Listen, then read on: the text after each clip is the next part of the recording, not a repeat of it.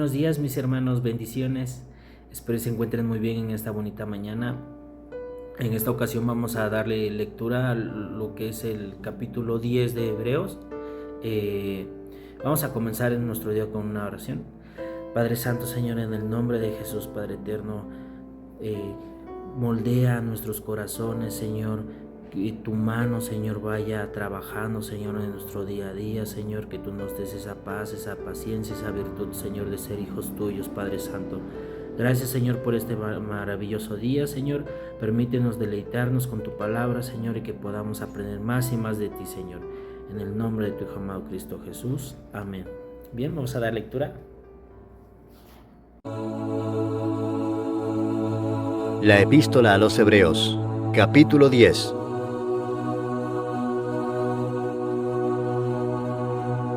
Porque la ley, teniendo la sombra de los bienes venideros, no la imagen misma de las cosas, nunca puede, por los mismos sacrificios que se ofrecen continuamente cada año, hacer perfectos a los que se acercan.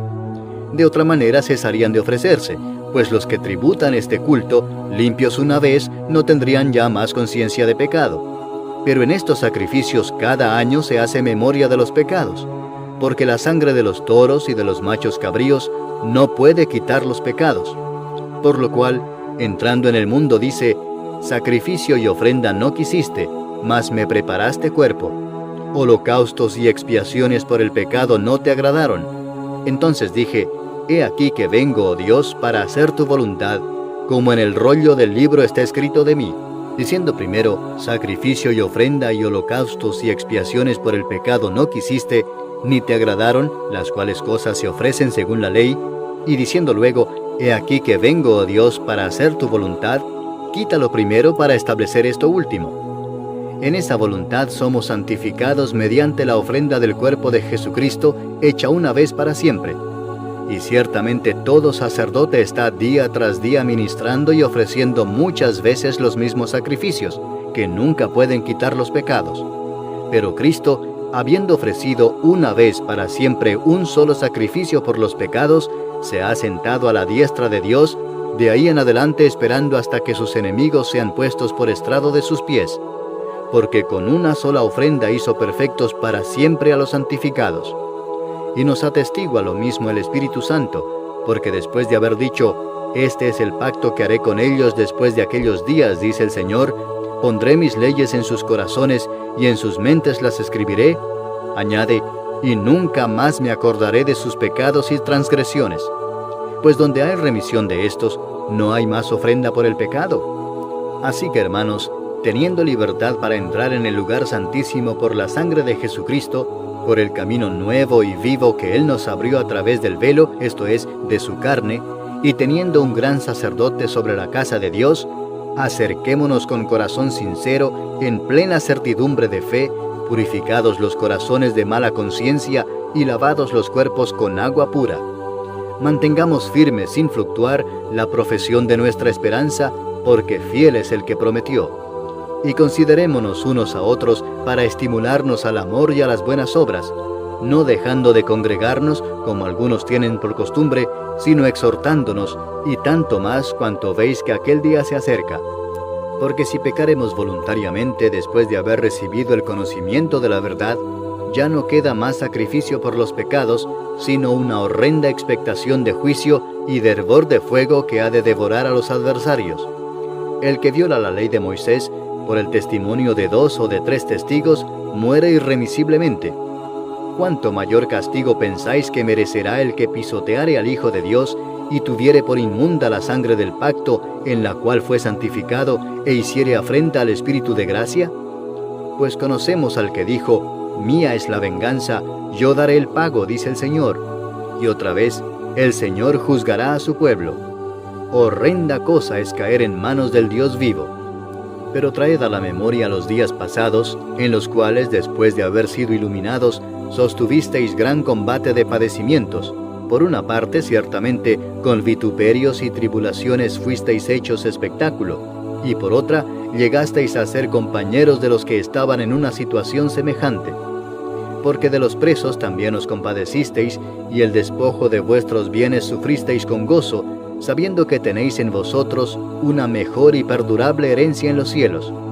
No perdáis pues vuestra confianza, que tiene grande galardón, porque os es necesaria la paciencia, para que habiendo hecho la voluntad de Dios, obtengáis la promesa. Porque aún un poquito, y el que ha de venir vendrá, y no tardará. Mas el justo vivirá por fe, y si retrocediere, no agradará a mi alma.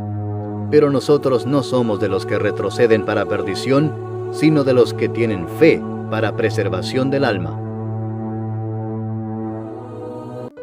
Amén, mis hermanos. Bueno, en esta ocasión yo me voy a quedar con el versículo del 23 al 25, que prácticamente sería como la mitad. Ahí lo podemos buscar.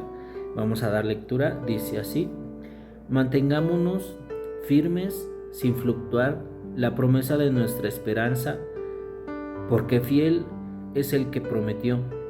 Y considerémonos unos a otros para estimularnos al amor y a las buenas obras, no dejándonos de congregar, como algunos tienen por costumbre, sino exhortándonos, y tanto más cuando veis que aquel día se acerca. Amén. Bueno, mis hermanos, este es un tema un poquito sensible, por lo que le acabamos de leer, y vamos a ir tratando de ir definiendo todo esto. La primera pregunta que hacemos es: ¿qué dice el pasaje? ¿Qué entendemos nosotros por lo que acabamos de leer? Yo anoté que nos habla del apoyo como hermanos, como iglesia y como familia. Amén, mis hermanos. Aquí nos está recordando que somos una familia, somos ese vínculo entre hermanos, y que nos debemos apoyar, exhortar los unos con los otros. Amén. La segunda pregunta es: ¿qué aprendo yo del pasaje? Bueno, yo aprendo que la iglesia es una familia y debemos estar en apoyo los unos con los otros, exhortándonos, para así en necesidad nadie deje de congregarse. Debemos de estar atentos a aquellos hermanos que estimamos, a la iglesia completa, al pastor, y así de esta manera ellos no fallen, al contrario, se sientan apoyados. Dice la misma escritura que debemos de sobrellevarnos las cargas los unos a los otros.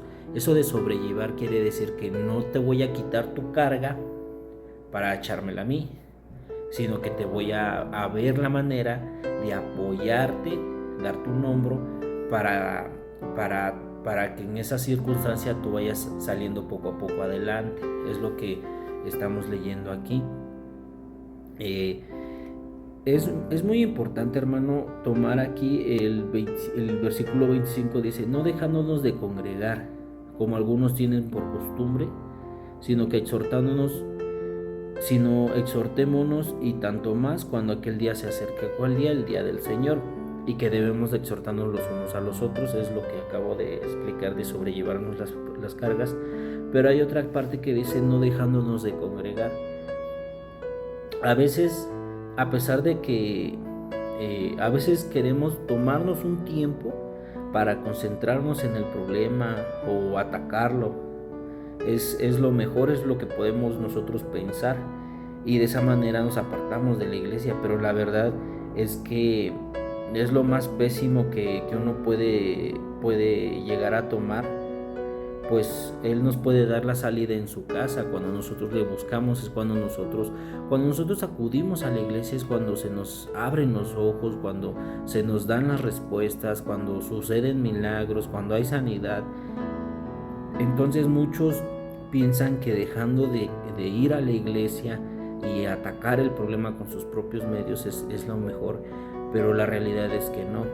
La realidad es que te vas a ir apartando más y más y más del Señor, y cuando tú lo veas van a pasar años, y me ha tocado ver mucha gente que empiezas a conocer, no sé, por medio del transporte, tu trabajo y todo, y te dicen: tú eres cristiano. Mira, no, pues yo también era. Sí, no, pues yo iba cuando era joven, cuando me casé, o esto o el otro, yo servía, yo tenía tal ministerio. Eh, y es muy triste encontrarnos hoy en día a hermanos en Cristo que una vez fueron y ahora ya no están. ¿Por qué? Porque hubo una situación en su vida y decidieron apartarse. Y se enfriaron y simple y sencillamente se les hizo amoroso el mundo y ya no quisieron regresar. Entonces, con esto yo les digo a mis hermanos que hay que estar atentos a todos los unos con los otros, los hermanos, y querer ver en qué te puedo yo apoyar. Si estás pasando por una situación, puedo orar por ti, que Dios nos dé esa salida, esa respuesta que estamos buscando, y de esa manera un hermano no se pierda, al contrario, que juntos vayan saliendo adelante, y Dios eso lo aplaude en gran manera. Amén, mis hermanos. Bueno, yo los invito a que sigamos escuchando más de la palabra de Dios, a que sigamos con nuestros devocionales y que no faltemos los días domingos. Ahí es donde se nos da ese alimento que nosotros podemos llevar a nuestras familias. Amén.